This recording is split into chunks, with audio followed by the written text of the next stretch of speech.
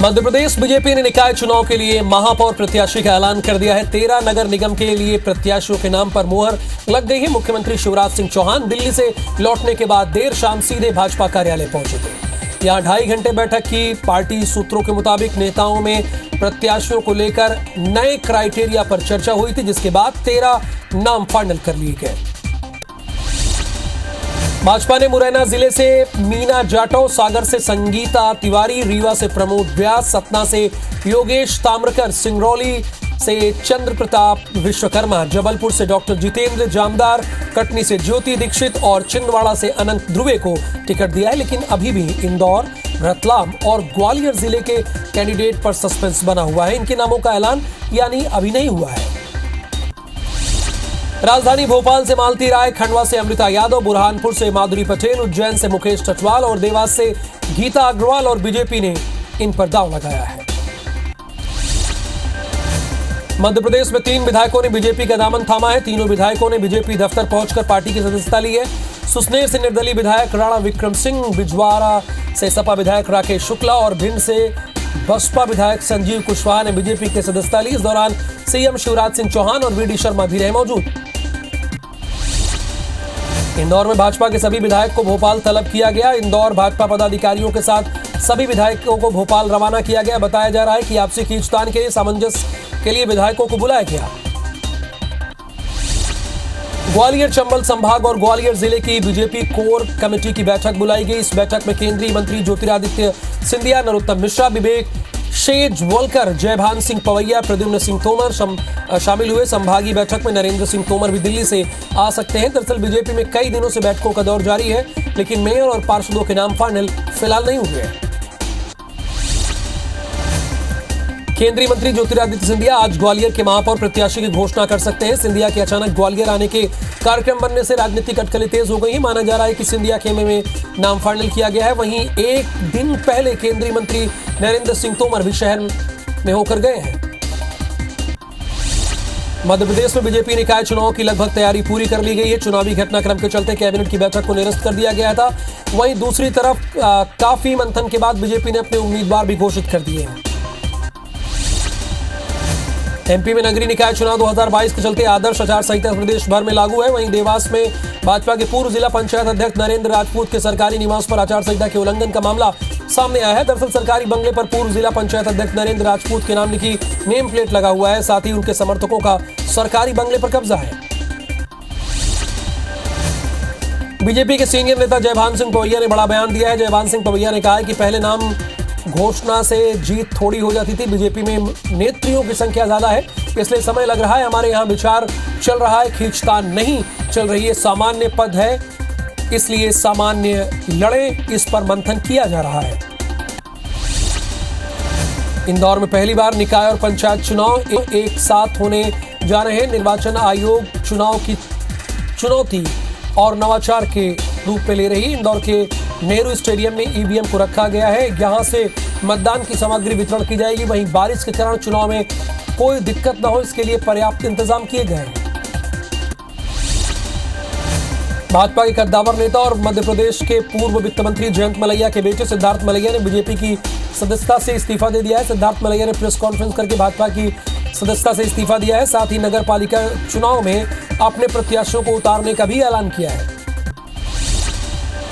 भोपाल में पेट्रोल पंपों में पेट्रोल डीजल की किल्लत होने लगी है। तेल कंपनियां 50% की पेट्रोल डीजल की सप्लाई कर रही हैं, जिसके चलते शहर के 152 में से 12 पेट्रोल पंप में कल रात तक का ही पेट्रोल बचा है। वहीं शहर की सीमाओं और ग्रामीण क्षेत्र के पंपों पर ज्यादा दिक्कत हो रही है। 2 दिन में एक बार भी पेट्रोल डीजल पहुंच रहा है।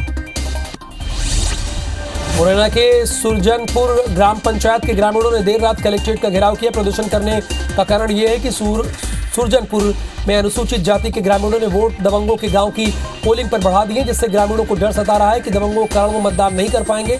इस पर अधिकारियों ने आश्वासन दिया है कि जांच कर मतदान केंद्र को यथास्थिति जगह बनाए रखा जाएगा। रीवा में ट्रक और कार की भिड़ंत में 3 लोगों की मौत हो गई। वहीं 4 की हालत गंभीर है। घटना के बाद सभी घायलों को अस्पताल में भर्ती कराया गया है। पुलिस ने मामले की जांच शुरू कर दी है। मऊ में ट्रक और कार में भिड़ंत में से 3 लोगों की मौत हो गई। इस हादसा सिमरौल थाना इलाके में हुआ। इस दौरान कार के परखच्चे उड़ गए। वहीं सूचना के बाद पुलिस की टीम मौके पर पहुंची और शवों को पोस्टमार्टम के लिए भिजवा दिया। फिलहाल पुलिस घटना की जांच में जुट गई है। सतना के परसमानिया घाटी में श्रद्धालुओं से भरा एक वाहन पलट गया। हादसे में महिला और बच्चों समेत 14 श्रद्धालु घायल हो गए बुरी तरह से। अचानक ब्रेक फेल होने से वाहन अनियंत्रित होकर सड़क के किनारे जा पलटा। सभी श्रद्धालु दूरे से मैहर मां के शारदा के दर्शन के लिए जा रहे थे। घायलों का मैहर सिविल अस्पताल में इलाज चल रहा है। सतना के टिकुरिया टोला से बाईपास रोड पर एक अनियंत्रित ट्रक ने बोलेरो और एक बाइक सवार को जोरदार टक्कर मारी। गनीमत रही कि ट्रक और खंबे से जाकर टकरा गया, जिससे बड़ा हादसा टल गया। हादसे में ऑटो चालक गंभीर रूप से घायल हो गया।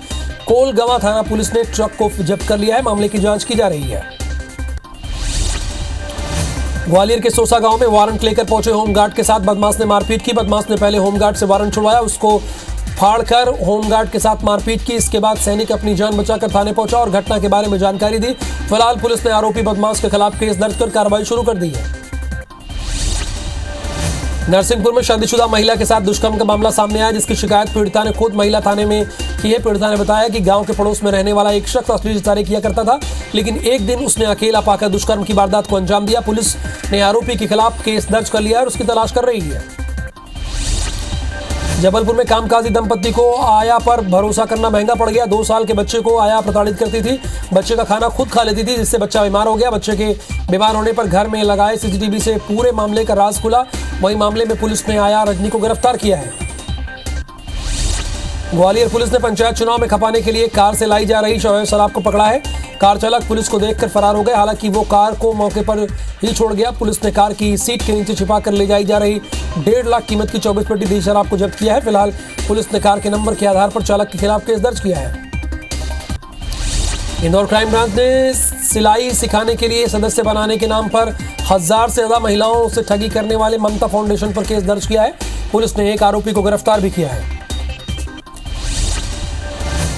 ममता फाउंडेशन के आरोपी अमित वर्मा ने फरियादी को ममता महिला उत्थान फाउंडेशन से जुड़कर 1,000 को लेकर 20 महिलाओं को समूह में जोड़ने की बात कही। पीड़िता उसके झांसे में आ गई और इंदौर और मंडलेश्वर में 6 समूह बनाकर 120 महिलाओं से 1,18,000 रुपए लेकर आरोपी अमित वर्मा को दिए। पूछताछ में आरोपी ने करोड़ों की धोखाधड़ी को अंजाम देने की बात कबूली है।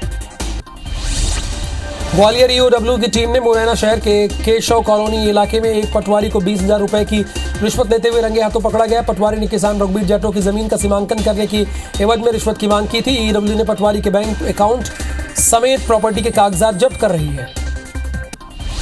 मध्य प्रदेश की सुरक्षा और इंटेलिजेंस को हाईटेक प्लेटफॉर्म मुहैया कराने की कवायद शुरू हो गई। भविष्य में पुलिस टेक्नोलॉजी के माध्यम से अपराधियों को पकड़ेगी। पुलिस के पुराने सिस्टम को अपग्रेड करने के लिए सरकार ने राज्य स्तरीय टास्क फोर्स का गठन किया है। इस 10 सदस्यीय टास्क फोर्स में एडीजी रैंक के 6 अफसरों को शामिल किया गया है।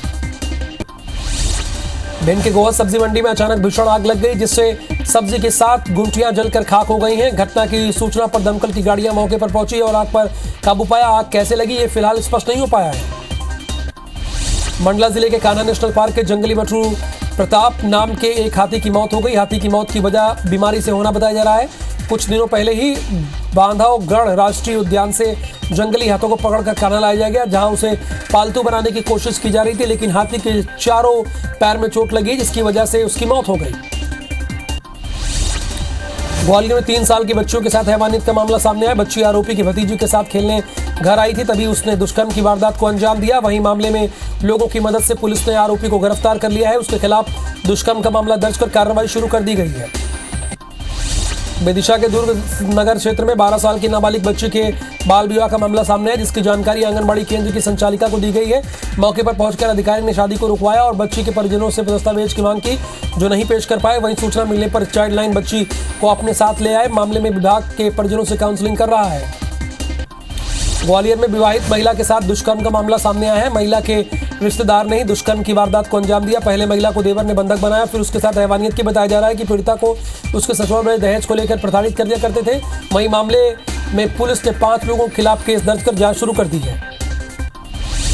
सागर के झरुआ खेड़ा में क्राइम ब्रांच के अधिकारी बनकर बदमाशों ने सर्राफा व्यापारी का अपहरण कर लिया। वारदात के बाद आरोपी वापस लौट आए और दुकान में रखे सोने चांदी के जेवरात लेकर फरार हो गए। मामले में पुलिस सीसीटीवी की मदद से व्यापारी की तलाश में जुट गई है।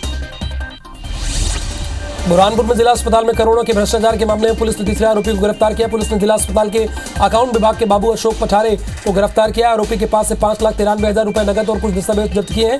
अभी इस घोटाले का मुख्य आरोपी डॉक्टर प्रतीक नौलखे फरार है। राजधानी भोपाल में एक कोरोना योद्धा शहाबुद्दीन पिछले करीब 32 साल से लावारिश लाशों से दाह संस्कार करवाने की जिम्मेदारी निभा रहे हैं। उन्होंने कोरोना काल के संक्रमितों की बॉडी को अस्पताल से मुक्तिधाम शमशान तक पहुंचाया, लेकिन अब नगर निगम ने उन्हें बिना बताए नौकरी से निकाल दिया। उन्होंने बताया कि जब नगर निगम को उनकी ज़रूरत थी तब उसको रखा गया और आज उनको पैसे की ज़रूरत है तो निगम ने उनको निकाल दिया। मध्य प्रदेश में कोरोना संक्रमण के एक्टिव केस की संख्या 381 हो गई। पिछले 24 घंटे में 43 नए मरीज मिले हैं। इधर प्रदेश के बढ़ते संक्रमण और निकाय पंचायत चुनाव को देखते हुए स्वास्थ्य विभाग ने सभी कलेक्टर्स को निर्देश किया है और कहा है कि जिन कर्मचारियों को चुनाव में ड्यूटी लगाई जा रही है सभी को कोरोना वैक्सीन का प्रिकॉशन डोज लगाया जाए।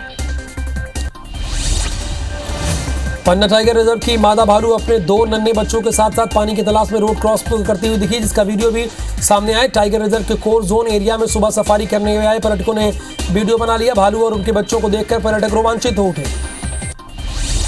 पन्ना टाइगर रिजर्व ने कुछ दिन पहले केनकली हथनी से एक बच्चे को जन्म दिया, लेकिन वो बच्चा 18 दिन के बाद ही अपने पैरों पर खड़ा नहीं हो पाया है। इसके लिए पन्ना समेत जबलपुर की डॉक्टरों की टीम दिन रात मॉनिटरिंग कर रही है और जबलपुर के फिजियोथेरेपिस्ट की मदद ली जा रही है। हालांकि प्रबंधन को अभी स्पष्ट नहीं हो पाया है कि आखिर हाथी के बच्चे को कौन सी बीमारी है। एमपी में मानसून जल्द दस्तक दे सकता है। मौसम विभाग के मुताबिक प्रदेश के कई हिस्सों में आज भी बारिश हो सकती है, जो 2 से 3 दिनों तक कई हिस्सों में जारी रहेगी। पिछले 24 घंटे में रतलाम, उज्जैन, छिंदवाड़ा, भोपाल, सागर, बैतूल में बारिश हुई है। नर्मदापुरम, भोपाल, इंदौर, उज्जैन, रीवा, सागर संभाग के जिलों में बारिश की संभावना जताई जा रही है। मंडला ग्राम कोहरी में निवासियों को भीषण गर्मी के बीच 2 टैंकर पानी से अपना जीवन गुजारना महंगा पड़ गया। एक गांव के 3 मोहल्ले में 500 परिवारों को केवल 2 टैंकर पानी मिल पा रहा है। आलम यह है कि गांव के हैंडपंप कुएं सूख चुके हैं और ग्रामीण बूंद बूंद पानी को तरस रहे हैं। छिंदवाड़ा में 18 साल के बाद आचार्य विद्यासागर महाराज का दौरा हुआ है। इस दौरान हजारों की तादाद में भक्तों का मेला लग गया। इस दौरान जगह जगह रंगोलियां सजाई गई और बैंड बाजे के साथ उनका स्वागत किया गया। आचार्य विद्यासागर ने भक्तों का मार्गदर्शन करते हुए प्रवचन दिया और उन्हें भक्ति मार्ग के रास्ते बताए।